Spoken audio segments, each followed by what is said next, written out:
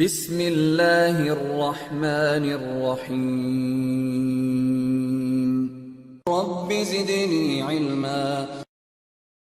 ان الحمد لله نحمده ونستعينه ونستغفره ونؤمن به ونتوكل عليه ونعوذ بالله من شرور انفسنا ومن سيئات اعمالنا من يهده الله فلا مضل له ومن يضلل فلا هادي له واشهد ان لا اله الا الله وحده لا شريك له واشهد ان محمدا عبده ورسوله فان خير الحديث كتاب الله وخير الهدي هدي محمد صلى الله عليه وسلم وشر الامور محدثاتها وكل محدثة بدعة وكل بدعة ضلالة وكل ضلالة في النار. قال الله تبارك وتعالى في القرآن المجيد والفرقان الحميد بعد أن أقول أعوذ بالله السميع العليم من الشيطان الرجيم من حمزه ونفخه ونفسه. يا أيها الناس اتقوا ربكم الذي خلقكم من نفس واحدة وخلق منها زوجها وبث منهما رجالا كثيرا ونساء واتقوا الله الذي تساءلون به والأرحام إن الله كان عليكم رقيبا. يا أيها الذين آمنوا اتقوا الله حق تقاته ولا تموتن إلا وأنتم مسلمون. يا أيها الذين آمنوا اتقوا الله وقولوا قولا سديدا يصلح لكم أعمالكم ويغفر لكم ذنوبكم ومن يطع الله ورسوله فقد فاز فوزا عظيما. سبحانك لا علم لنا إلا ما علمتنا إنك أنت العليم الحكيم. رب اشرح لي صدري ويسر لي أمري واحلل عقدة من لساني يفقهوا قولي. الحمد لله الحمد لله أحد بأحد الصمد لم يلد ولم يولد ولم يكن له كفوا أحد والصلاة والسلام على سید الاشرف الانبیاء المرسلین نبینا محمد وعلی آلہ واصحابہ اجمعین اما بعد. ہماری ایک بہن نے آج گروپ کے اندر سوال کیا کہ حافظ ابن عساکر رحمہ اللہ کا واقعہ انہیں سمجھ میں نہیں آیا. امام ذہبی رحمۃ اللہ علیہ تذکرۃ الحفاظ میں امام ابن عساکر کا ایک دلچسپ واقعہ نقل کرتے ہیں، اور واقعہ یہ ہے کہ آپ کے ایک استاد تھے امام عبداللہ الفارابی. امام نے عساکر رحمہ اللہ علم حدیث سیکھنے کے لیے جب کبھی عبداللہ فارابی کے پاس گئے، اور جس دن آپ گئے تو عبداللہ فارابی جو محدث ہے اور ان کا کام، محدث کا کام ہی یہی ہوتا ہے کہ علم حدیث کی نشر و اشاعت کریں، لیکن امام ابن عساکر کے شوق سے، ان کے سوالات سے وہ اتنے تنگ آ گئے، یعنی 3 دن کے اندر ہی امام عبداللہ الفارابی رحمہ اللہ نے کہا کہ قسم اٹھا لی امام عبداللہ فارابی رحمہ اللہ نے، اور کہا کہ آئندہ میں آپ کے لیے دروازہ نہیں کھولوں گا، یعنی علم میں آپ کو نہیں پڑھاؤں گا. یعنی وہ بیزار ہو گئے یا اکتا چکے تھے امام نے عساکر رحمہ اللہ سے. صبح کسی نے دروازے پر دستک دی، یعنی امام ابو عبداللہ الفارابی کے. تو علیک سلیک کے بعد کسی نے ان سے پوچھا، یعنی وہ جب دروازہ امام عبداللہ الفارابی رحمہ اللہ نے کھولا تو اس شخص نے کہا انا رسول اللہ صلی اللہ علیہ وسلم الیکا، کہ اے عبداللہ فارابی، کہ اللہ کے رسول صلی اللہ علیہ وسلم نے مجھے تمہارے پاس اپنا قاصد بنا کر بھیجا ہے. تو اس وقت امام عبداللہ فارابی رحمہ اللہ نے اس شخص کو کہا مرحبا بکا، کہ آپ آئیں، تشریف لائیں، آپ اللہ کے رسول صلی اللہ علیہ وسلم کے قاصد ہیں، یہ ہمارے لیے سعادت اور شرف کی بات ہے. تو اس وقت جب وہ اندر آئے، بات یہ عرض کر رہا تھا کہ جب وہ شخص انہوں نے دروازہ کھولا، امام عبداللہ فارابی رحمہ اللہ نے دروازہ کھولا، تو اس شخص نے امام عبداللہ فارابی کو کہا کہ دیکھیں امام عبداللہ فارابی، بات دراصل یہ ہے کہ آج میں نے اللہ کے رسول صلی اللہ علیہ وسلم کو خواب میں دیکھا، یعنی یہ میں نے آپ صلی اللہ علیہ وسلم کی عالم رؤیا میں زیارت کی، اور آپ صلی اللہ علیہ وسلم نے کہا کہ تم ابو عبداللہ فارابی کے پاس جاؤ اور کہو ختم بلدکم رجل شامی اسمر اللعن یطلب حدیثی فلا تملا منہ، کہ کہو ان سے جا کر کہ تمہارے شہر نیشابور میں ایک شخص آیا ہے، یعنی اشارہ کس طرف تھا؟ امام عساکر رحمہ اللہ کی طرف، جو گندم گورنگ والا، یعنی ویٹش کلر کا ہے، وہ صرف میری حدیث کی طلب میں آیا ہے، اس لیے سے اکتا نامت، یعنی اس سے بیزار مت ہونا. سبحان اللہ. یعنی امام نے عساکر رحمہ اللہ کی سفارش کون کر رہے ہیں؟ اللہ کے رسول صلی اللہ علیہ وسلم. اس وقت کے بہت بڑے محدث امام عبداللہ فارابی. تو ابن عساکر رحمہ اللہ بھی چھوٹے تھے، لیکن طالب علم کی محبت اور اعلیٰ درجے کی طلب سے وہ اللہ کے رسول صلی اللہ علیہ وسلم کی بارگاہ میں آپ کا بہت بڑا اونچا مقام تھا. یہی تو وجہ ہے آپ نے ان کے لیے سفارش کی. امام فارابی رحمہ اللہ یہ بات سمجھ گئے، اور آپ نے کہا کہ جب تک ابن عساکر رحمہ اللہ نہیں اڑتے در سے میں پڑھاتا رہوں گا. راوی بیان کرتے ہیں فواللہ ما کان الفراوی رحمہ اللہ تعالی یقوم حتی یقوم الحافظ. حافظ سے مراد امام ابن عساکر رحمہ اللہ، کہ اللہ کی قسم امام فراوی رحمہ اللہ مجلس حدیث سے اس وقت تک نہیں اٹھتے تھے جب تک کہ حافظ ابن عساکر رحمہ اللہ نہیں اٹھ جاتے تھے. یعنی یعنی اللہ کے رسول صلی اللہ علیہ وسلم کی نصیحت کے بعد یا سفارش کے بعد آپ دیکھیں کہ امام فراوی رحمہ اللہ نے یہ بات ٹھان لی کہ جتنا علم تمہیں سیکھنا ہے سیکھو، میں اس وقت تک نہیں اٹھوں گا جب تک کہ آپ نہ اٹھے، کیونکہ آپ کی سفارش، آپ کے علم کے اخلاص کی، صدق و امانت کی گواہی اللہ کے رسول صلی اللہ علیہ وسلم نے دی. تو یہ بشارات ہیں. بلکہ میں نے کل یہ بھی آپ کے سامنے ذکر کیا تھا کہ یہ جو طلباء ہے، علماء ہے، ان کی فضیلت کا آپ اندازہ اس سے بھی لگائیں. طبقات المفسرین کے اندر ابو نصر الواعظ رحمہ اللہ کہتے ہیں کہ میں نے خواب میں ایک دفعہ اللہ کے رسول صلی اللہ علیہ وسلم کو اپنے صحابہ کے ساتھ دیکھا، اور صحابہ جو ہے اللہ کے رسول صلی اللہ علیہ وسلم کے ساتھ جو ہے عیادت کے لیے آئے ہیں. محمد بن سلیمان جو اس وقت کے بہت بڑے محدث تھے، کہتے ہیں کہ خواب کیوں، یعنی عالم رؤیا میں بھی اللہ کے رسول صلی اللہ علیہ وسلم کے پیچھے گیا، اور جب دیکھا میں نے کہ محمد بن سلیمان بیمار ہے تو مجھے یہ خیال آیا کہ جب ان کا انتقال ہو جائے گا تو ان کی جگہ کون لے گا، یعنی محمد بن سلیمان رحمہ اللہ کی. تو اللہ اکبر کہتے ہیں کہ اللہ کے رسول صلی اللہ علیہ وسلم نے میری طرف دیکھا اور کہا لا تفکر فی ذاک ان اللہ لا یضیع وثابۃ انا سیدھا، کہ اے ابو النصر تم اس کی فکر نہ کرو. کیوں؟ اگر یہ محمد بن سلیمان انتقال بھی کر جائیں گے تو علم حدیث میں کوئی خلل واقع نہیں ہوگا. کیوں؟ یہ جو علماء اور محدثین کی جماعت ہے، اس کا سردار، اس کا لیڈر کون ہے؟ میں خود، یعنی اللہ کے رسول صلی اللہ علیہ وسلم. اور جس جماعت کا میں سردار ہوں اس جماعت کو اللہ رب العزت کبھی ضائع نہیں کرے گا. تو اس سے بڑی شرف کی بات طالب علم کے لیے، ایک عالم کے لیے کیا ہو سکتی ہے کہ وہ اس جماعت میں ہے جس جماعت کے امام، جس جماعت کے سردار اللہ کے رسول صلی اللہ علیہ وسلم ہے. تو یہ بات میں نے کل امام نے عساکر رحمہ اللہ کے متعلق بیان کی تھی. دیکھیے ساتھیوں، آپ جانتے ہیں کہ ہم توحید کے متعلق پڑھ رہے ہیں. یہاں پر ایک بات یاد رکھیں ساتھیوں، شیخ محمد علی جو الجزائر کے بہت بڑے عالم دین ہیں، باحیات ہے، اللہ انہیں بھی اور ہمیں بھی صحت و عافیت کے عالم میں رکھے، وہ ایک نقطہ بیان کرتے ہیں کہ توحید کے بغیر کوئی اتحاد نہیں، اور اتباع سنت کے بغیر کوئی اجتماع نہیں. کیا معنی؟ کہ توحید ہی سے اتحاد ممکن ہے، اور سنت کے بغیر جو ہے اجتماع یعنی اتفاق ممکن نہیں. آپ دیکھیں قرآن مجید کے اندر بھی سورہ عمران کے اندر غیروں سے اتحاد کے لیے بھی توحید کی شرط رکھی گئی ہے کہ نہیں؟ قل یا اہل الکتاب تعالوا الی کلمۃ سواء بیننا وبینکم الا نعبد الا اللہ ولا نشرک بہ شیئا، ہے کہ نہیں؟ یعنی توحید، اتحاد کے لیے شرط یہ ہے کہ توحید کامن ہو.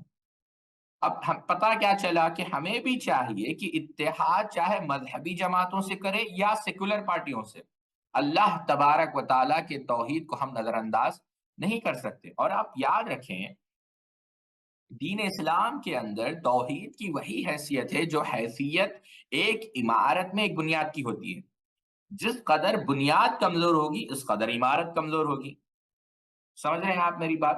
اور دوسری بات یہاں پر یاد رکھیں، کیونکہ آج ہم بعض گمراہ فرقوں کو جو ہے بتائیں گے کہ ان کے عقائد کیا تھے. اہل توحید کا ہمیشہ سے یہ شیوا رہا ہے کہ وہ مشرکوں کے شرک کو سر عام بتاتے ہیں، اور ان کے بتوں کو بھی یوں سمجھے آپ سر عام ہم ان کا انکار کرتے ہیں، طاغوت کا انکار کرتے ہیں، نہ گھبراتے ہیں نہ ڈرتے ہیں. یا یہ ایک بات آپ لوگ یاد رکھیں. چلیں ابتدا یہاں پر یہ یاد رکھے ساتھیوں، بنیادی طور پر امام یحییٰ ابن معاذ رازی رحمہ اللہ نے ایک لطیف بات کہی، اور آپ اس لطیف بات کو یاد رکھیں، اس کے بعد ہم آگے بڑھیں گے. بات کیا کہی؟ کہا کہ تمام اختلافات کی جو اصل ہے وہ تین چیزوں میں ہے. یعنی آپ یوں کہہ سکتے ہیں دا مدر آف ڈفرینسز اور دا بیس آف ڈفرینسز، یا جو ڈیوینس، یا یوں سمجھے آپ کہ جو اختلافات ہوئے ہیں، جو کانفلکٹس ہوئے ہیں، تمام اختلافات کی اصلی تین چیزوں میں ہے، اور ان تینوں کی تین ضد ہے. تینوں کی تین ضد ہے. جو شخص ایک اصل سے علیحدہ ہوتا ہے اس کی ضد میں مبتلا ہو جاتا ہے. یعنی اگر اصل ایک ہے اور وہ ایک اصل سے علیحدہ ہو جائے تو نتیجہ کیا نکلتا ہے کہ اس کے ضد میں مبتلا ہو جاتا ہے. سمجھے اس بات کو؟ پہلی چیز اصل کیا ہے؟ توحید ہے. اصل یعنی یوں سمجھے آپ کہ یہ جو اصل ہے، مثال کے طور پر بات کو سمجھے کہ اختلافات کے کیا ہے؟ 3 بنیادی طور پر اصل ہے۔ پہلی اصل شرک ہے۔ اگر انسان یہ بنیادی طور پر اختلاف کی اصل ہے اور اگر اس سے علیحدہ ہو جائے تو وہ توحید میں جائے گا۔ آپ سمجھ رہے ہیں میری بات؟ اب بنیادی طور پر یہاں پر ایک بات سمجھنے کی کوشش کریں، اور میں اس کو دہرا رہا ہوں اور 2-3 بار دہرانے کی کوشش کروں گا تاکہ آپ اس بات کو سمجھیں۔ ایک توحید ہے، اس کی ضد شرک ہے، ایک سنت ہے اور اس کی ضد بدعت ہے، اور ایک اطاعت ہے اور اس کی ضد معصیت ہے۔ کیا معنی؟ جو توحید سے دور ہو جائے گا وہ شرک میں مبتلا ہو جائے گا۔ اب جو شرک سے بیزار ہو جائے گا وہ موحد ہے۔ جو سنت سے دور ہوگا وہ بدعت میں مبتلا ہو جائے گا۔ جو بدعت سے بیزار ہے وہ کیا ہے؟ اللہ کے رسول صلی اللہ علیہ وسلم کی سنت کی اتباع کر رہا ہے۔ جو معصیت سے، مخالفت سے دور ہے وہ اطاعت کے راستے پر ہے۔ یعنی یا تو وہ اصل پر ہوگا یا تو وہ ضد پر ہوگا۔ اصل کیا ہے؟ توحید، سنت، اطاعت، اور ضد کیا ہے؟ شرک، بدعت اور معصیت۔ اب یہاں پر میری بات کو تھوڑی توجہ کے ساتھ سمجھیں آپ لوگ، یعنی اگر اس کو آپ سب تھوڑی توجہ کے ساتھ سمجھیں۔ امام، اللہ اکبر، امام ابو القاسم اسماعیل الاصبہانی رحمۃ اللہ علیہ بہت بڑے عالم دین گزرے ہیں۔ ان کو قوام السنہ بھی کہا جاتا ہے۔ امام ابو القاسم، ان کا انتقال 535 ہجری میں ہوا ہے۔ بات کو سمجھیں، ان کی کتاب ہے الحجہ فی بیان المحجہ۔ بات کو سمجھیں، الحجہ فی بیان المحجہ فی الشرع، اس کی شرح بھی کی گئی ہے۔ اس کے اندر انہوں نے ایک لطیف بات کہی ہے ساتھیوں، اور میں چاہتا ہوں کہ آپ لوگ اس بات کو سمجھیں۔ امام یحییٰ ابن معاذ الرازی رحمہ اللہ کا قول تو آپ نے سمجھ لیا۔ وہ کیا کہتے ہیں اپنی کتاب کے اندر؟ وہ کہتے ہیں، توجہ ہے آپ لوگوں کی؟ وہ کہتے ہیں اپنی کتاب کے اندر کہ بعض اہل علم نے کہا کہ جو اصول ہے بنیادی طور پر وہ کیا ہے کہ اللہ تعالیٰ کی ذات کے متعلق کیا کہا جائے، اللہ تعالیٰ کے صفات کے متعلق کیا کہا جائے، اللہ تعالیٰ کے افعال کے متعلق کیا کہا جائے۔ افعال کہتے ہیں اللہ تعالیٰ کے کاموں کو، جیسے زندہ کرنا ہے، ختم کرنا ہے، حیات دینا ہے، موت دینا ہے، رزق دینا ہے۔ پھر اللہ تعالیٰ کے وعید کیا ہے کہ جہنم کے اندر کیا کیا سزائیں دی جائے گی، جنت کے لیے کیا کیا، جو صالحین کے لیے کیا کیا وعدے کی گئے ہیں۔ والقول فی الایمان، ایمان کے متعلق کیا قول ہے، قرآن کے متعلق کیا قول ہے، اور امامت کے متعلق۔ اب دیکھیں آپ 7 فرقوں کو ذکر کیا کہ جو مشبہہ ہے، مشبہہ کون ہے؟ جو اللہ تعالیٰ کی صفات میں تشبیہ دیتے ہیں، یعنی یہ کہتے ہیں کہ اللہ تعالیٰ، نعوذ باللہ من ذالک، کہ اللہ تعالیٰ کا ہاتھ ایسے ہیں، مثالیں بیان کرتے ہیں، تشبیہ دیتے ہیں۔ تو یہ انہوں نے کہاں ٹھوکر کھائی؟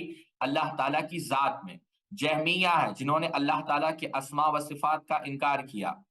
قدریہ ہے جنہوں نے اللہ تعالیٰ کا جو علم ہے اس کا انکار کیا، یعنی اللہ تعالیٰ کے افعال میں انہوں نے ٹھوکر کھائی۔ خوارج ہے جنہوں نے اس بات میں ٹھوکر کھائی کہ یہ جو وعد و وعید ہے اس کے قواعد کیا ہیں، کیا اللہ رب العزت کبیرہ گناہ کرنے والے کو کبھی معاف نہیں کرے گا؟ جس کی تفہیم میں انہیں غلط جو ہے وہ غلط سمجھے، اس وجہ سے خوارج گمراہ ہو گئے۔ مرجیہ ہے، ایمان کے متعلق انہوں نے ٹھوکر کھائی۔ معتزلہ ہے، قرآن کے متعلق وہ گمراہ ہو گئے۔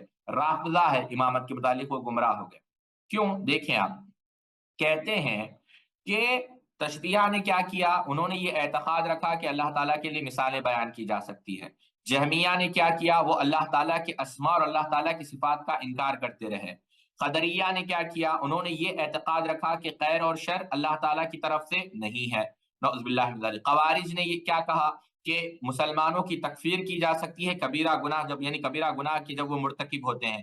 مرجیہ نے کیا کہا کہ عمل جو ہے ایمان کے اندر داخل نہیں، اور جو کبیرہ گناہ کرتا ہے وہ اس حالت میں بھی مومن رہتا ہے۔ اور پھر کیا کہا کہ ایمان نہ بڑھتا ہے نہ گھٹتا ہے۔ اور پھر رافضہ نے کس کا انکار؟ سبحان اللہ، نے صحابہ رضوان اللہ تعالی مجمعین کا انکار کر دیا، بہت ساری چیزیں۔ لیکن اہل سنت والجماعت کا کیا عقیدہ ہے؟ پھر انہوں نے اہل سنت والجماعت کے پورے جو ہے تفصیلات بیان کیے۔ تو یہاں پر کیا پتا چلا ساتھیوں؟ آپ دیکھیں یہ تمام چیزوں کا تعلق کس سے ہے؟ اللہ تعالیٰ کی ذات کا، اللہ تعالیٰ کی صفات کا، یہ پورے چیزوں کا تعلق توحید سے ہے۔ پتا یہ چلا کہ توحید کو نہ سمجھنے کی وجہ سے جس طریقے سے سمجھنے کا حق ہے یہ فرقے وجود میں آئے۔ بات کو سمجھیں آپ۔ اب یہاں پر ایک بات میں آپ کو سمجھانا چاہتا ہوں ساتھیوں، ذرا غور سے سمجھیں کہ توحید کو سمجھنے کا طریقہ کیا ہے۔ کیا توحید کو سمجھنے کا طریقہ منطق، فلسفہ کلام ہے، یا اللہ تعالیٰ کو اللہ تعالیٰ کی یا توحید کی معرفت کے لیے، اللہ کی معرفت کے لیے، توحید کی صحیح تفہیم کے لیے قرآن و حدیث کی طرف رجوع کیا جائے گا؟ بتائیے آپ لوگ، آپ نے درسوں سے کیا سمجھا اب تک؟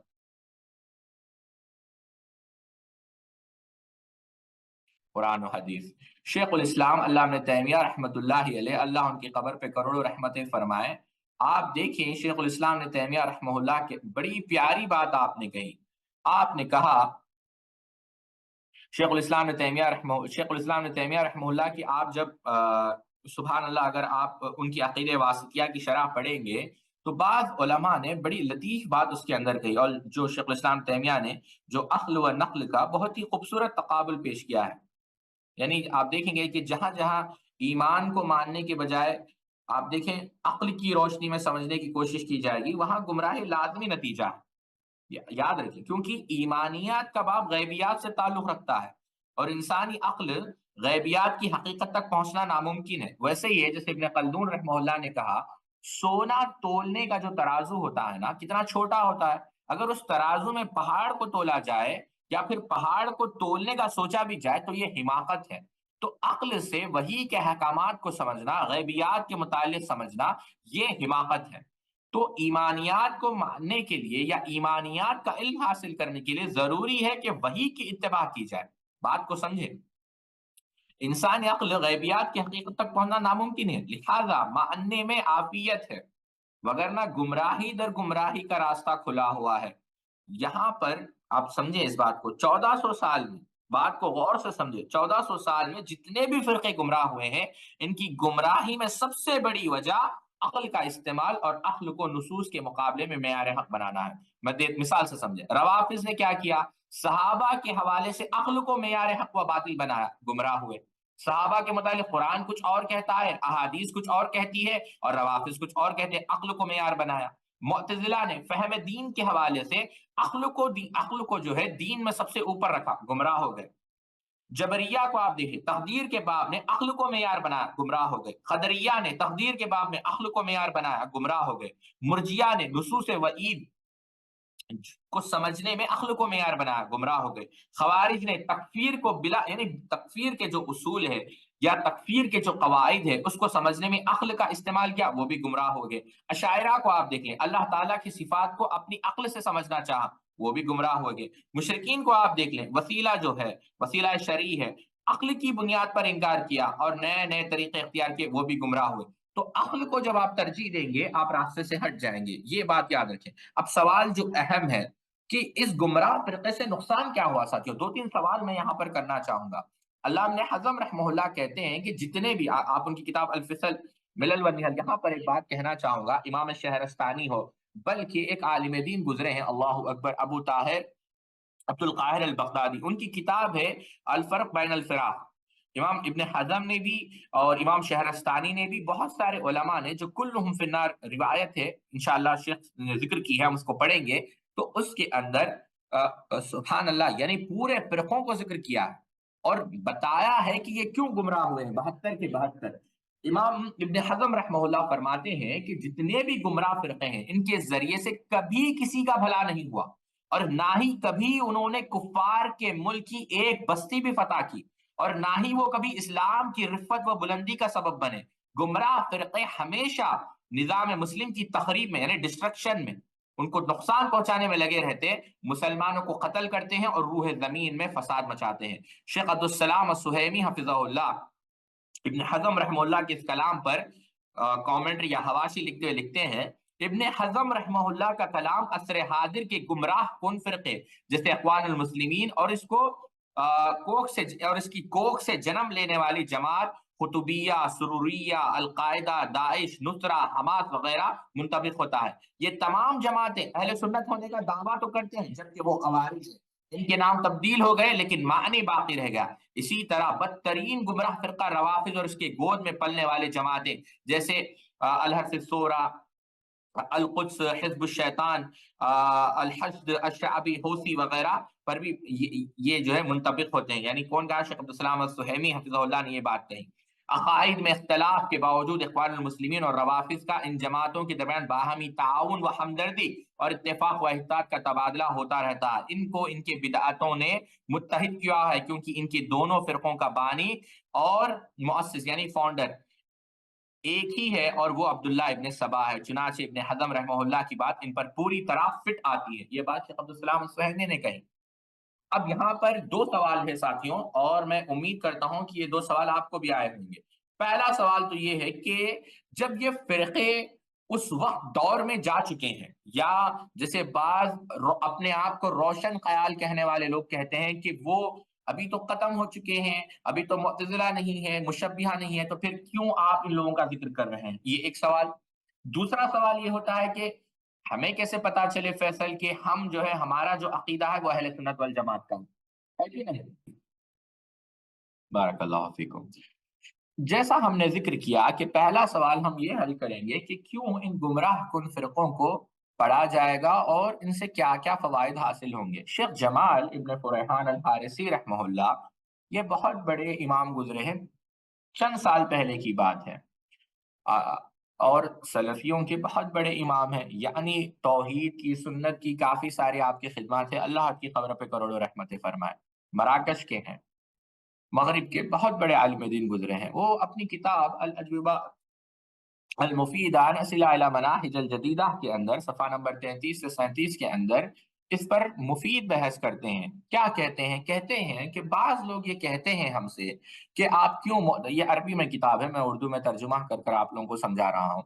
बाज लोग ये कहते हैं कि आप क्यों मुअतजिला, जहमिया, जनादिका, अशाइरा और खवारिज और मुर्जिया के बारे में जिक्र करते हैं, हालांकि अभी तो इनका वजूद नहीं है, ना ही इनके मानने वाले हैं, और वक्त इन्हें खा गया या फिर वक्त के साथ ये गुजर गए, तो कोई वजह नहीं इनका जिक्र करने में। ये सवाल शेख ने जिक्र किया कि बाद लोग हमसे ये कहते हैं। शेख कहते हैं हमारा जवाब ये है, और कामयाबी अल्लाह की तरफ से आती है, कि हाँ, ये फिरके माजी में हुआ करते थे और उनके मुत्तबीन भी हुआ करते थे, और इनके जो मुअस्सिसीन है, यानी इनको जो फाउंडर्स है, वो काफी साल पहले मर गए, लेकिन इनके जो अफकार है, नजरियात है, अकाइद है, वो आज भी मौजूद हैं। और उनके अकाइद खत्म नहीं हो रहे हैं, बल्कि इनके बढ़ने वाले और इनके मानने वाले, इन अकाइद को मानने वाले और इन अकाइद की पैरवी करने वाले मौजूद हैं। तो लिहाजा मिसाल के तौर पर कहते हैं कि मुअतजिला, अगर आप मुअतजिला को ले, शेख मिसाल दे रहे हैं कि उनके जो अकाइद हैं, उनके जो अफकार हैं, आज भी मौजूद हैं, बल्कि ये काफी सारे इनके अकाइद और अफकार फैल रहे हैं जो अपने आप को मुसलमान बताते हैं। मिसाल के तौर पर कहते हैं कि शिया को ले लो, शिया के अंदर कई सारे फिरके मौजूद हैं, जैसे ज़ैदिया है, उनके जो अफकार है वो मुअतजिला के ही है। अशायरा को आप ले लें, आज तो कई सारे मुसलमान अपने आप को वादे तौर पर अशरी कहते हैं। इर्जा को आप ले लें, कहते हैं कि बहुत सारे हनफी ये बात मानते हैं कि ईमान सिर्फ तस्दीक और कौल का नाम है, और वो अमल को आज भी ईमान के अंदर, या अमल को ईमान का जुज या ईमान के अंदर दाखिल नहीं समझते। फिर आगे बढ़कर कहते हैं कि मुर्तदीन को देख लें, बहुत सारे लोग सूफिया आज भी वहदतुल वजूद के वह कायल हैं, हालांकि इब्न अरबी कई साल पहले मर चुका था। तो इन दलाइल की बुनियाद पर या इन वजूहात की बुनियाद पर हम इन गुमराह फिरकों का जिक्र करते हैं, क्योंकि आज भी इनके अफकार मौजूद है। और कहते हैं कि मैं थोड़ी मिसालें देना चाहता हूँ, शेख जमाल रहमहुल्लाह कहते हैं कि मैं थोड़ी मिसालें देना चाहता हूँ। पहली मिसाल वो देते हैं सैयद कुतुब की, कि उन्होंने फी ज़िलाल कुरान, यानी उसका जो तर्जुमा अभी हुआ है आप उसमें देखिए, कहते हैं कि उसके अंदर जिल्द नंबर 4 के अंदर सैयद कुतुब ने यह बात बयान की कि कुरान ऐसे ही मौजूद है, या ऐसे ही यूं समझे उसका वजूद है जैसे कि जमीन और आसमान का। कहते हैं कि इससे ये बात वाज़ेह होती है कि इनका ये अकीदा था कि कुरान मौजूद है या जैसे ही जमीन और आसमान, मिसाल यानी मतलब क्या हुआ कि कुरान नौज़ बिल्लाहि मिन ज़ालिक मखलूक है, और ये जहमिया का और दूसरे गुमराह कुन फिरकों का जो है नजरिया है। फिर कहते हैं इसी किताब के अंदर कुल हुवल्लाहु अहद के अंदर उन्होंने ये कहा कि ला माबूद इल्लल्लाह, के अल्लाह के सिवा, यानी ला मौजूद इल्लल्लाह, अल्लाह के सिवा कोई मौजूद है ही नहीं, यानी हकीकत में वजूद जो है सिर्फ उसी का है, यानी गोया ये वही अकीदा है जो वहदतुल वजूद का है। फिर मोहम्मद कुतुब का एक हवाला पेश किया, जो उनकी किताब है جو حالات حاضرہ پر، کہ اس میں انہوں نے کہا کہ لا الہ الا اللہ محض منہ سے کہہ دینا کافی نہیں، یعنی دور جاہلیت چل رہا ہے، مسلمانوں کو دوبارہ اصل اسلام کی طرف لوٹانا، یعنی یہ گویا تمام مسلمانوں پر تکفیر کرنے کے مترادف ہے۔ بہرحال اس قسم کی کافی ساری مثالیں شیخ جمال رحمہ اللہ نے دی، اور بھی مثالیں شیخ نے دی کہ بعض لوگوں کو ہم نے دیکھا کہ گناہوں پر جو ہے تکفیر کرتے ہیں۔ تو بتانا مقصد یہ ہے ساتھیوں کہ شیخ کے کلام کا خلاصہ یہ ہے کہ اگرچہ وہ فرقے موجود نہیں، اگرچہ نام سے موجود نہیں، اگرچہ ان کے بانی مر چکے ہیں، لیکن آج بھی ان کے افکار زہر کی طرح، آج بھی ان کے افکار جو ہے ایک وائرس کی طرح جو ہے کئی سارے مسلمانوں کے درمیان جو ہے پنپ رہے ہیں، اور کئی سارے نادان مسلمان اس کے شکار ہو چکے ہیں، لہٰذا ان کے افکار کو واضح کرنا لازم ہے۔ پھر دوسرا سوال، کیسے اپنے آپ کو جو ہے 72، یعنی یوں سمجھے آپ 72 ہلاک ہو جانے والے فرقوں سے، یعنی یوں سمجھے، تو اس میں آپ یہ دیکھیں ساتھیوں ہم کیسے سمجھے۔ امام عبداللہ بن مبارک رحمہ اللہ فرماتے ہیں کہ حدیث میں جن فرقوں کا ذکر ہے بنیادی طور پر 4 فرقے ہیں ساتھ، یعنی 72 فرقے بنیادی طور پر 4 نفسیاتی خواہش پرست فرقوں کی باتوں کی ہی بنیاد ہے: قدریہ، مرجیہ، شیعہ یعنی روافض، اور خوارج۔ امام بربہاری رحمۃ اللہ علیہ امام عبداللہ بن مبارک رحمہ اللہ کے قول کی مزید تشریح کرتے ہیں، کہتے ہیں کہ جس نے سیدنا ابو بکر، عمر، عثمان اور علی رضوان اللہ تعالی اجمعین کو باقی اصحاب رسول سے افضل اور بہتر جانا، اور باقی اصحاب کے بارے میں اشارے اور کنائے میں بھی کوئی غلط بات نہیں کی، یعنی اشارتاً یعنی کنائے سے، یعنی دور دور تک کوئی بری بات نہیں کی، بلکہ سب کے بارے میں خیر کی بات کی اور ان کے بارے میں دعا کرتا ہے، وہ تشیع سے بری ہے، یعنی وہ شیعہ نہیں ہے۔ جس کا یہ عقیدہ ہے کہ ایمان قول و عمل کا مجموعہ ہے، اور ایمان میں زیادتی بھی ہوتی ہے اور کمی بھی ہوتی ہے، تو ارجاء سے نجات پا گیا، اور مرجیہ سے اس کا کوئی تعلق نہیں۔ جس نے یہ کہا کہ نماز ہر نیکی ہو یا گنہگار فاسق و فاجر اس کے پیچھے جائز ہے، اور جہاد صرف حکمران کی موافقت سے ہوگا، اور جو یہ سمجھتا ہے سلطان کے خلاف خروج جائز نہیں، اور ان کے لیے اصلاح خیر اور بھلائی کے لیے دعا کرنا درست ہے، تو اس کا تعلق خوارج سے نہیں ہے۔ جس نے یہ عقیدہ رکھا کہ تقدیر اچھی یا بری سب اللہ عز و جل کی طرف سے ہے، اور اس کا اختیار ہے کہ جسے چاہے گمراہ کر دے اور جسے چاہے ہدایت سے نوازے، تو وہ قدریہ سے تعلق نہیں رکھتا۔ جو ان 4 باتوں پہ پورا اترتا ہے تو جان لیجئے کہ یہ شخص سبحان اللہ اہل سنت والجماعت میں سے ہے۔ سہل بن عبداللہ التستری رحمہ اللہ سے سوال یہی ہوا، تو آپ نے اور ایک جواب دیا، آپ نے کہا 10 خصوصیات بیان کی کہ وہ مسلمانوں کی جماعت سے خروج نہ کریں، یعنی جیسے مسلمان حکمران مان چکے ہوں اس کے خلاف بھی خروج نہ کریں، کسی بھی صحابی رسول صلی اللہ علیہ وسلم کو برا بھلا نہ کہیں، اس امت محمدیہ کے خلاف کسی حال میں تلوار نکالنا درست نہ سمجھتا ہو، تقدیر کے جھٹلانے والا نہ ہو، کسی کے ایمان پہ شک نہ کرے یعنی خوارج کی طرح، دین کے معاملات میں بیجا بحث و مباحثہ نہ کرتا ہو، جان بوجھ کر اہل قبلہ میں سے جو گنہگار ہو اس کا جنازہ نہ چھوڑے اور اس کے لیے دعائے مغفرت کا قائل ہو، معذور یعنی موضوع پر مسح کرنے کا انکاری نہ ہو۔ کیوں ساتھیوں؟ موضوع پر مسح شیعہ نہیں کرتے، اہل سنت والجماعت ساکس پر جو ہے مسح کرتے ہیں۔ حکمران چاہیے نیک ہو یا فاسق و فاجر اس کی بیعت نہ توڑے۔ یہ باتیں بیان کی، تو ان اصولوں سے ہم پتہ کر سکتے ہیں کہ ہم آیا اہل سنت میں سے ہے یا نہیں ہے۔ اللہ رب العزت ہم سب کو صحیح منہج پر مرنے کی توفیق عطا فرمائے، آمین۔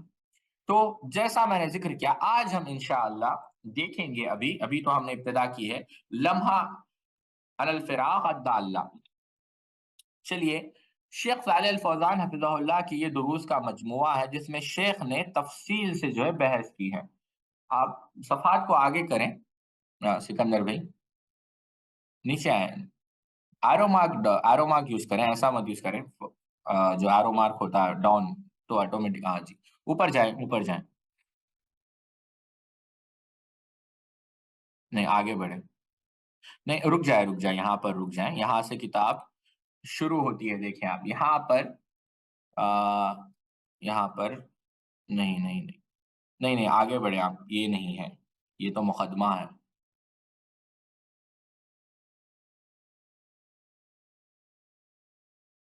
ایک منٹ اوپر جائیں، ایک منٹ، اب یہاں سے دیکھیں کتاب شروع، الحمدللہ رب العالمین وصلی اللہ وسلم علی نبینا محمد وعلی آلہ واصحابہ اجمعین، اما بعد، یہاں سے بحث شروع ہو رہی ہے، تو انشاءاللہ شیخ صالح الفوزان کہتے ہیں، پہلے اللہ تعالیٰ کی تعریف بیان کر رہے ہیں، اللہ کے رسول صلی اللہ علیہ وسلم پر درود، کہتے ہیں کہ یہ جو بحث ہے فرقوں کے متعلق، یہ کوئی صرف تاریخی بحث نہیں ہے کہ اس کو پڑھا جائے اور اس کی افکار کو معلوم کیا جائے جیسے بعض تاریخی حوادث کو معلوم کیا جاتا ہے۔ حقیقت میں یہ ہے کہ ان تاریخی یا پھر ان فرقوں کے متعلق جو بحث کی جا رہی ہے اس کی کافی اہمیت ہے، یعنی وہ کافی اہم ہے۔ اس کو پڑھنا، اس کا جو مقصد ہے وہ صرف تاریخی حوادث کے ذرائع نہیں۔ کیوں؟ اس کا مقصد یہ ہے کہ اس کا جو شر ہے اس سے ڈرایا جائے، اور جو بدعات ہے اس سے ڈرایا جائے، اور اس بات کو سمجھایا جائے کہ کتنا ضروری ہے ایک مسلمان کے لیے کہ وہ اہل سنت والجماعت یعنی جماعت سے چمٹا رہے اور ان کے افکار کو جو ہے ترک کر دے، اور یہ اسی وقت ہو سکتا ہے جب وہ کیا پڑھے، ان اہل بدعت کے افکار سے، ان امور سے واقف ہو اور فرقہ ناجیہ کے امور سے بھی واقف ہو۔ چلیے دوسرے صفحے میں آپ جائیں، اب وہاں پر یہ دیکھیں جی، تو پھر شیخ نے یہ کہا کہ اہل سنت والجماعت کون ہیں، اور مسلمان جو ہے مسلمانوں کو کس چیز کی جو ہے اتباع کرنی چاہیے، اطاعت کرنی چاہیے، اور مختلف فرقے کیا ہیں۔ چلے یہاں پر شیخ نے پہلے ہی ایک حدیث پیش کی ساتھیوں، اور وہ حدیث کو بنیاد بنا کر بحث کی۔ حدیث کیا ہے؟ اس حدیث کو امام بخاری رحمہ اللہ نے نقل کیا کتاب المناقب کے اندر، اور وہ حدیث معروف حدیث ہے، آپ لوگوں نے بار بار سنی ہوگی، سیدنا حذیفہ ابن یمان رضی اللہ تعالیٰ عنہ کی۔ وہ کہتے ہیں یقول کان الناس یسألون رسول اللہ صلی اللہ علیہ وسلم عن الخیر وکنت اسألہ عن الشر مخافات ان یدرکنی فقلت یا رسول اللہ انا كنا فی جاہلیت والشر فجاءنا اللہ بهذا الخیر فهل بعد هذا الخیر فهل بعد هذا الخير من الشر؟ فقال نعم. قلت وهل بعد ذلك الشر من الخير؟ قال نعم. وفيه دقن. قلت وما دقنه؟ قال قوم يهدون بغير هدي تعرف منهم وتنكر. قلت فهل بعد ذلك الخير من شر؟ قال نعم. دواد الى ابواب جهنم من اجابهم اليها فزوفوه فيها. قلت يا رسول الله صفهم لنا. فقال هم من جلدتنا ويتكلمون بألسنتنا. قلت فما تأمرني إن أدركني ذلك؟ قال تلزم جماعة المسلمين وإمامهم. قلت فإن لم يكن لهم جماعة ولا إمام؟ قال فاعتزل تلك الفراق كلها ولو أن تعزى بأصل شجرة حتى يدركك الموت وأنت على ذلك، أو كما قال النبي صلی اللہ علیہ وسلم۔ سیدنا حذیفہ کہتے ہیں کہ دوسرے صحابہ اللہ کے رسول صلی اللہ علیہ وسلم سے خیر کے متعلق سوال کیا کرتے تھے، لیکن میں شر کے بارے میں پوچھتا تھا اس خوف سے کہ کہیں میں شر میں نہ پڑ جاؤں، شر میں نہ پھنس جاؤں۔ تو میں نے ایک مرتبہ اللہ کے رسول صلی اللہ علیہ وسلم سے سوال کیا، یا رسول اللہ ہم جاہلیت اور شر کے زمانے میں تھے، پھر اللہ تعالیٰ نے ہمیں خیر و برکت یعنی اسلام کی نعمت عطا فرمائی، اب کیا اس خیر کے بعد بھی شر کا کوئی زمانہ آئے گا؟ تو آپ صلی اللہ علیہ وسلم نے فرمایا کہ ہاں۔ میں نے سوال کیا اور اس شر کے بعد پھر خیر کا کوئی زمانہ آئے گا؟ آپ صلی اللہ علیہ وسلم نے کہا ہاں، لیکن اس خیر پر کچھ دھواں ہوگا۔ کیا ہوگا؟ دھواں۔ میں نے عرض کیا وہ دھواں کیا ہوگا؟ تو آپ صلی اللہ علیہ وسلم جواب دیا کہ ایسے لوگ پیدا ہوں گے جو میری سنت اور طریقے کے علاوہ دوسرے طریقے اختیار کریں گے، اور یعنی بات اچھی ہوگی کوئی بری، میں یعنی آپ صلی اللہ علیہ وسلم یعنی آپ نے سوال کیا کیا اس کے خیر کے بعد پھر شر کا کوئی زمانہ آئے گا، یعنی آپ سمجھے؟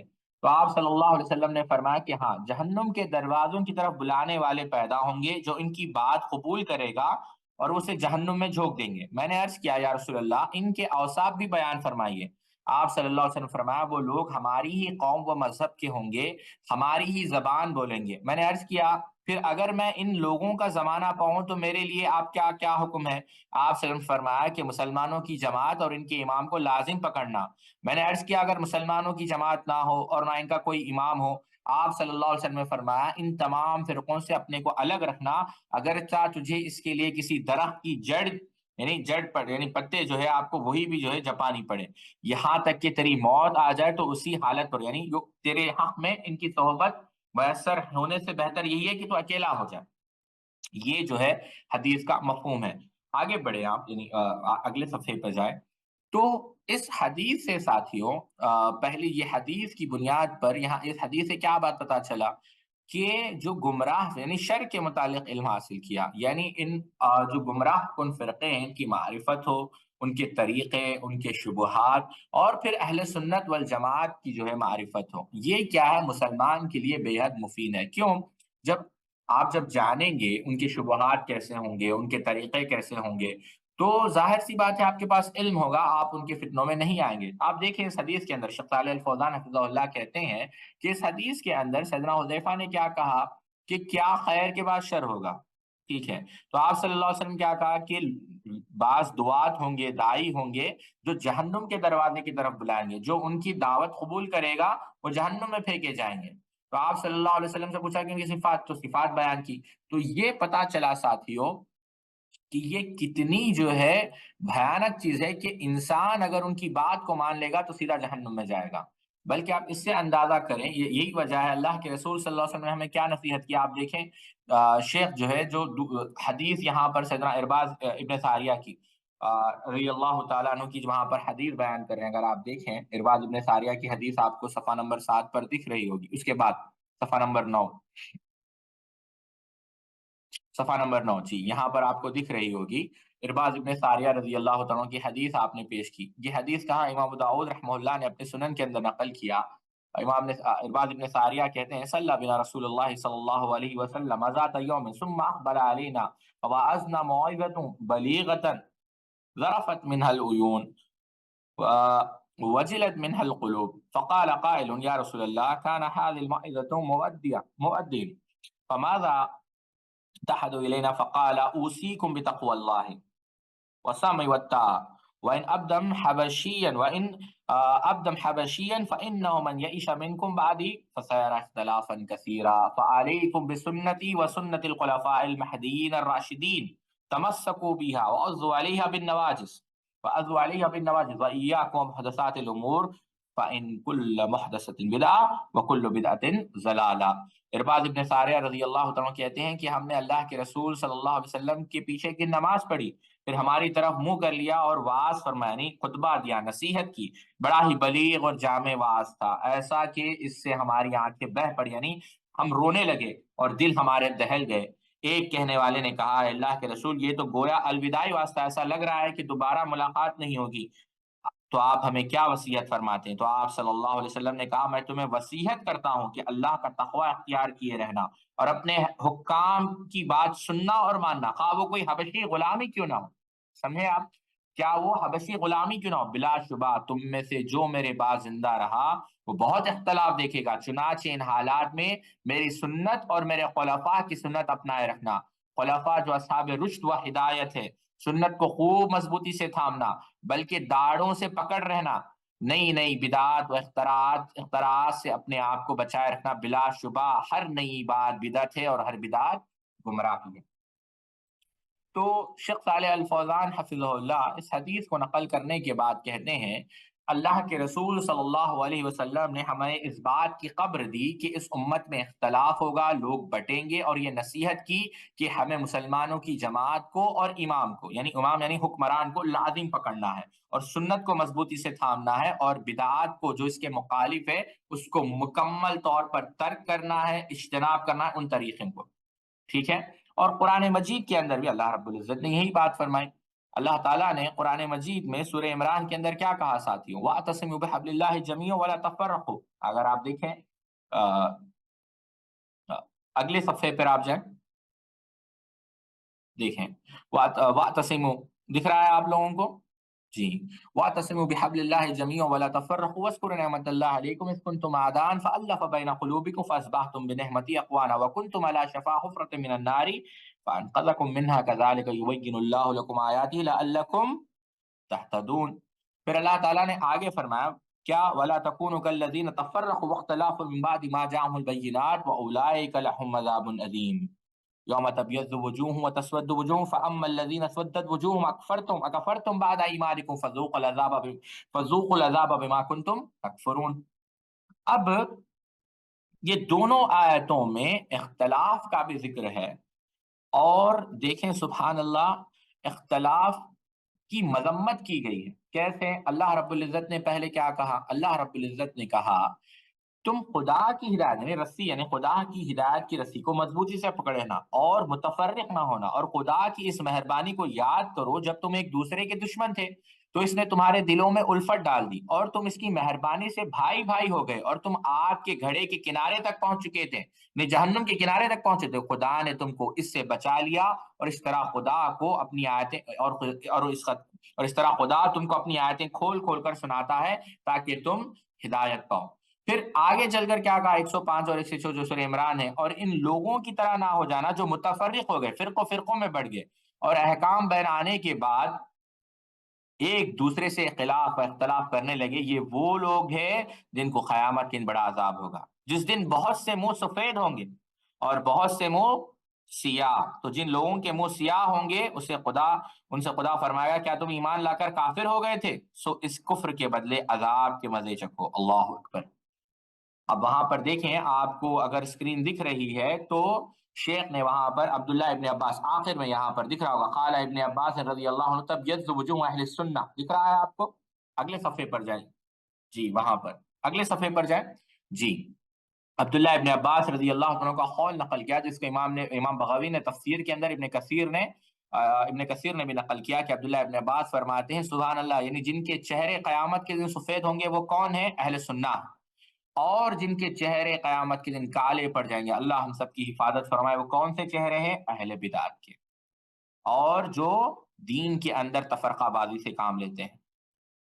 سمجھ رہے ہیں آپ لوگ؟ جیسا اللہ تعالیٰ نے قرآن مجید کے اندر پھر آگے جو آیت شیخ نقل کر رہے ہیں سورہ انعام کی، ان الذین فرقوا دینهم وکانوا شیعا لست منهم فی شیء انما امرهم الى اللہ ثم ینبئهم بما كانوا یفعلون۔ اللہ تعالیٰ نے قرآن مجید کے اندر سورہ انعام کے اندر اور اس چیز کو واضح کیا کہ جن لوگوں نے اپنے دین میں بہت سے راستے نکالے اور کئی فرقے ہو گئے، ان سے تم کو کچھ کام نہیں ہے، ان کا کام خدا کے حوالے، پھر جو کچھ وہ کرتے ہیں وہی ان کو سب بتائے گا۔ یعنی بہت بھیانک اور بہت خطرناک جو ہے سزا ان کو دی جائے گی۔ شیخ صالح الفوزان حفظہ اللہ ان آیتوں کے بعد کہتے ہیں کہ دین واحد، دین ایک ہے، اور اللہ کے رسول صلی اللہ علیہ وسلم یہی دین لے کر آئے، تو یہ ممکن ہی نہیں کہ اس دین کو جو ہے مختلف فرقوں میں یا مختلف حصوں میں یا مختلف ادیان میں تقسیم کیا جائے۔ یہ واحد دین ہے، یہ دین خدا کا ہے جو اللہ کے رسول صلی اللہ علیہ وسلم لے کر آئے، اور اسی دین کو اللہ کے رسول صلی اللہ علیہ وسلم نے امت کو حوالے کیا، اور اللہ کے رسول صلی اللہ علیہ وسلم نے وضاحت یعنی نور پر، یعنی جیسا آپ جانتے ہیں کہ ایسی رات جس کی رات بھی دن سے زیادہ روشن ہے۔ سمجھ رہے ہیں آپ میری بات؟ اور اللہ کے رسول صلی اللہ علیہ وسلم نے کیا کہا؟ پھر شیخ ایک حدیث کو نقل کرتے ہیں بات کو اور آسانی سے سمجھانے کے لیے، کہ اللہ کے رسول صلی اللہ علیہ وسلم نے فرمایا ترکت فیکم امرین لن تضلوا ما تمسکتم بہما کتاب اللہ و سنت نبی، اور کما قال نبی صلی اللہ علیہ وسلم، کہ میں دو چیزیں چھوڑ کر جا رہا ہوں جس کے بعد تم کبھی گمراہ نہیں ہوگے، اور وہ کیا ہے؟ قرآن اور اللہ کے رسول صلی اللہ علیہ وسلم کی سنت۔ تو جب کبھی، پھر کہتے ہیں کہ جب کبھی افتراق کا ذکر کتاب میں آیا ہے تو وہ مذمت کے ساتھ آیا ہے اور عذاب کے ساتھ اس کا ذکر کیا ہے کہ یہ جو اختلاف، یہ فرقہ بازی، یہ کیا ہے؟ قابل مذمت ہے اور قابل عذاب ہے، یہ جو ہے عذاب کے مستحق چیز بننے جانی۔ اور جب کبھی اتحاد کا ذکر آیا ہے تو وہ صداقت کے ساتھ، ہدایت کے ساتھ اس کی تعریف کی گئی ہے، اور وہ قابل اجر ذکر کیا گیا ہے، دنیا کے اندر بھی اور آخرت کے اندر بھی۔ اور اس کے بعد اگلے صفحے پر آپ جائیے جی۔ پھر کہتے ہیں کہ اللہ کے رسول صلی اللہ علیہ وسلم نے ہمیں جماعت سے جو ہے جڑنے کا حکم دیا ہے، اور جماعت سے جڑے رہنے کا حکم دیا، یعنی ہم جماعت سے جڑے رہیں، ہمیشہ جماعت سے ہم دور نہ ہو۔ اور وہی حدیث جو معروف ہے، جس کو ہم نے شیخ ارشاد اللہ قصری کی کتاب میں بھی پڑھا تھا، کہ اللہ کے رسول صلی اللہ علیہ وسلم نے کیا کہا؟ یأتین علی امتی ما آتا علی بنی اسرائیل، علی امتی ما آتا علی بنی اسرائیل حذو النعل بالنعل حتى ان كان منهم من اتى امه علانية لكان في امتي من يصنع ذلك وان بني اسرائيل تفرقت على 72 ملة وتفترق امتي على 73 ملة كلهم في النار الا ملة واحدة، قال ومن هي يا رسول الله؟ قال ما انا عليه واصحابي۔ کہ اللہ کے رسول صلی اللہ علیہ وسلم نے کہا کہ بنی اسرائیل 72 فرقوں میں بٹ گئے اور میری امت 73 فرقوں میں بٹ جائے گی اور ایک فرقے کو چھوڑ کر باقی سب جہنم میں جائیں گے۔ صحابہ نے عرض کیا اللہ کے رسول یہ کون سی جماعت ہوگی؟ تو آپ صلی اللہ علیہ وسلم نے فرمایا یہ وہ لوگ ہوں گے جو میرے اور میرے صحابہ کے نقش قدم پر ہوں گے۔ تو اب اس سے بھی کیا بات پتا چلی ساتھیوں کہ آپ صلی اللہ علیہ وسلم نے، اگر آپ دیکھیں اسکرین پر شاید آپ کو دکھ رہا ہوگا، آگے بڑھے آپ دوسرے صفحے پر جائیں، تیسرے صفحے پر جائیں، صفحہ نمبر 13، 14، 15، یہ حواشی ہیں، 16، 17، دیکھیں فاخبرہ، یعنی نہیں پیچھے جائیے، پیچھے دیکھیے آپ، فاخبرہ وہاں پر اللہ کے رسول صلی اللہ علیہ وسلم نے، شیخ صالح الفوزان بیان کرتے ہیں کہ اللہ کے رسول صلی اللہ علیہ وسلم نے حدیث میں اس بات کا ذکر کیا کہ افتراق ہو کر رہے گا اس امت میں۔ اور اللہ کے رسول صلی اللہ علیہ وسلم، آپ دیکھیں اللہ کے رسول صلی اللہ علیہ وسلم کبھی بھی اپنے قائد سے نہیں بیان، وما ينطق عن الهوى ان هو الا وحی یوحی، تو ظاہر سی بات ہے ایسا ہوا ہے اور ایسا ہوگا جب اللہ کے رسول صلی اللہ علیہ وسلم نے بیان کیا ہے۔ تو یہ اللہ کے رسول صلی اللہ علیہ وسلم کی طرف سے تنبیہ تھی، اور اللہ کے رسول صلی اللہ علیہ وسلم بشیر بھی ہے، نذیر بھی، یعنی ڈرا رہے ہیں، یہ صرف خبر نہیں ہے، اللہ کے رسول ڈرا رہے ہیں کہ ایسا ہوگا اور تمہیں اس وقت کیا کرنا ہے، کیسا ہوگا کہ کلہم فی النار، یہ 72 فرقے جہنم میں جائیں گے، اور تمہیں کیا کرنا ہے، تمہیں اس چیز پر لازم رہنا ہے جس چیز پر میں انا علی و اصحابی، اس پر جو ہے میں اور میرے صحابہ تھے۔ یہیں پر آج ہم روکتے ہیں، انشاءاللہ کل سے انشاءاللہ آگے بڑھیں گے، یہیں سے صفحہ نمبر 18 سے۔ اللہ رب العزت سے دعا ہے اللہ رب العزت ہم سب کو کہنے سننے سادہ عمل کرنے کی توفیق عطا فرمائے۔ اللہ تعالیٰ جو ہے ہمارے لیے یہ مفید بنائے۔ کسی کے اگر